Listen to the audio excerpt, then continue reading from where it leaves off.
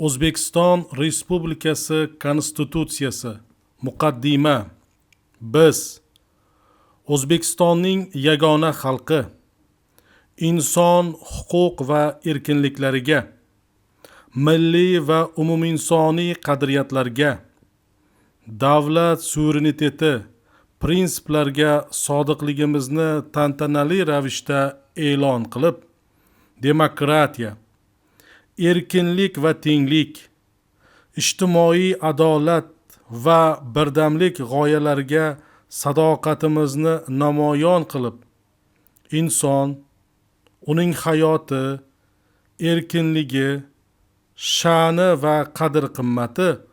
oliy qadriyat hisoblanadigan insonparvar demokratik davlatni, ochiq va adolatli jamiyatni barpo etish borasida hozirgi va kelajak avlodlar oldidagi yuksak mas'uliyatimizni anglagan holda davlatchiligimiz rivojining 3000 yildan ziyod tarixiy tajribasiga, shuningdek jahon sivilizatsiyasiga beqiyos hissa qo'shgan buyuk ajdodlarimizning ilmiy,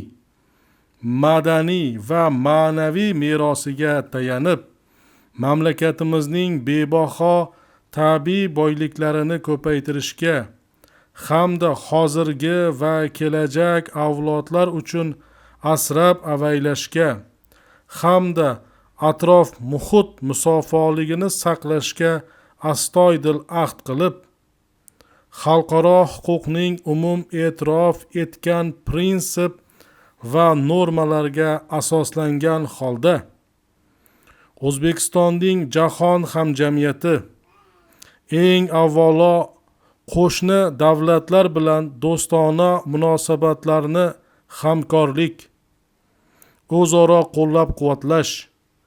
tinchlik va totuvlik asosida mustahkamlash hamda rivojlantirishga intilib, fuqarolarning munosib hayot kechirishini, millatlararo va konfessiyalararo totuvlikni, ko'p millatli jonajon O'zbekistonimizning farovonligi va gullab yashnashini ta'minlashni maqsad qilgan holda ushbu konstitutsiyani qabul qilamiz va e'lon qilamiz.